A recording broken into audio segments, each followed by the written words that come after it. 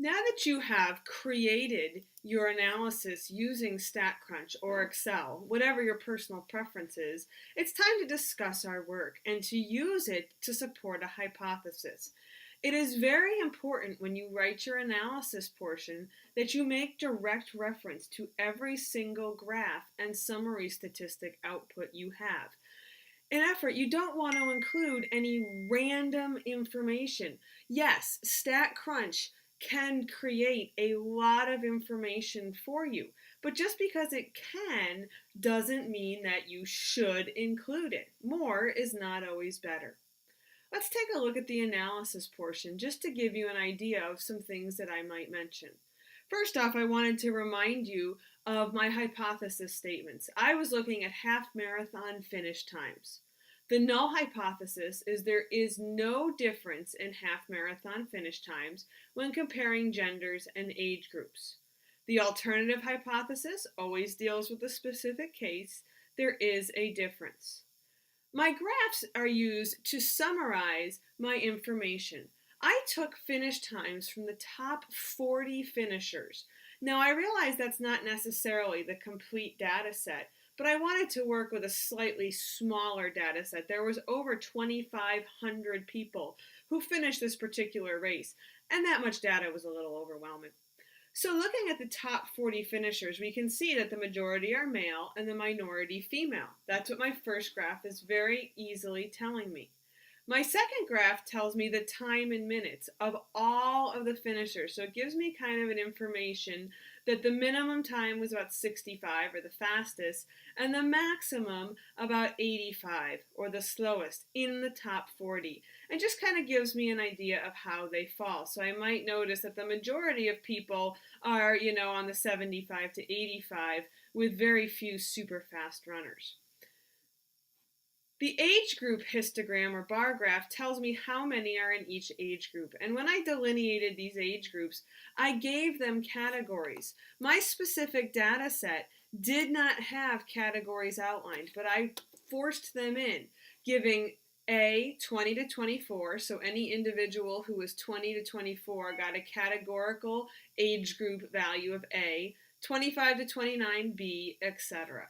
So it just gives me a quick snapshot of how many were in each age group. You can kind of see the majority were actually not the youngest group, which maybe isn't expected, but kind of in that mid-age version. When you describe your graphs in your analysis, I would really shoot for just 1 to 2 sentences, giving a general overview of your data set and making specific reference to each graph. It may help you to label your graphs, such as graph 3, graph 2, graph 1, or you can use the word figure 1, 2, 3, so you can state, as you can see in figure 3 or graph 3, the majority of individuals fell into the 34 to 39 and 40 to 44 age group, something like that. So 1 to 2 sentences summarizing each graph. Same thing for your summary statistics. We can see the average finish time for males was 76.5 and the average finish time for females was 78.6. So just a sentence or two, what we're seeing from these summary statistics. The standard deviation is actually much greater in the males, so we're seeing a little bit more variation in the male's time versus the female's time. And then we look at the age groups. I have the same age groups laid out. Same thing, we can see the mean, the standard deviation, maybe write a sentence or two about how they compare. So you're talking about just roughly 8 to 10 sentences describing your graphs and your summary statistics. Then we want to answer the question, is there a significant difference in gender? Is there a significant difference in age group? So in order to do this, I'm going to look at my confidence intervals. And what we want to look at when creating a confidence interval is thinking about, do they overlap?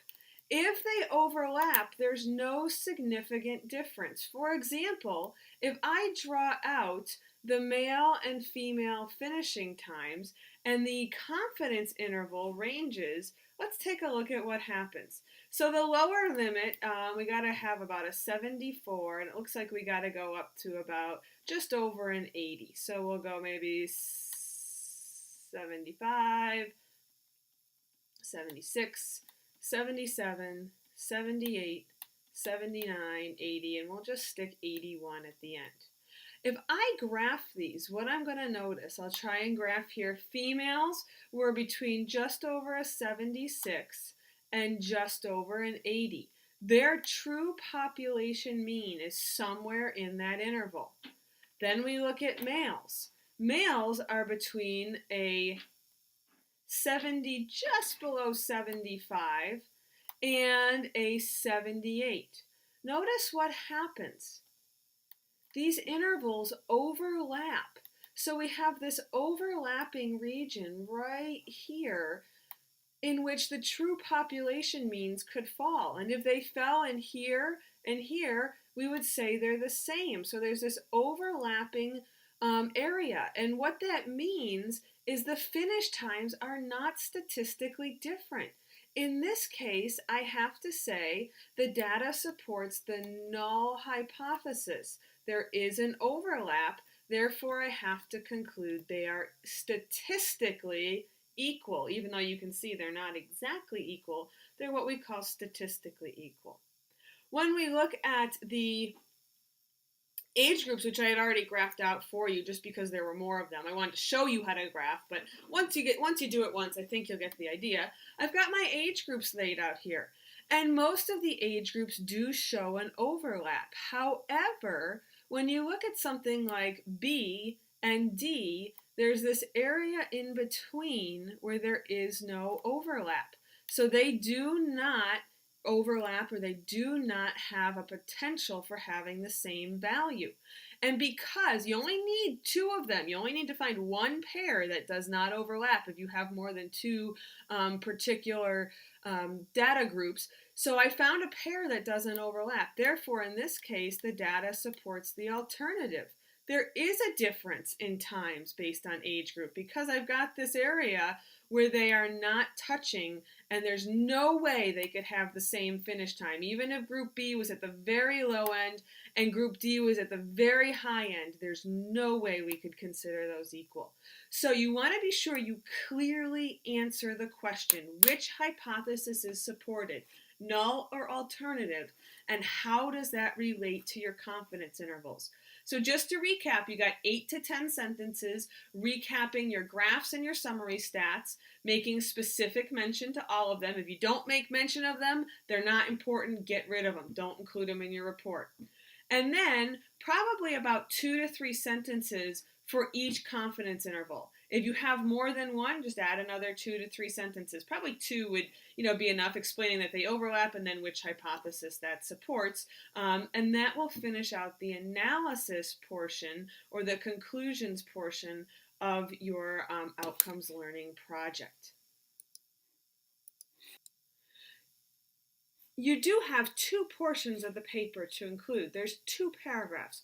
One is data analysis, in which I would include your summary of the graphs and the summary statistics, and the next is the analysis, where I would place your final conclusions or the information from the confidence intervals that are supporting each hypothesis, whichever one is hypothesis. That'll cover your data analysis and your conclusions paragraph. If you have any questions, please let me know.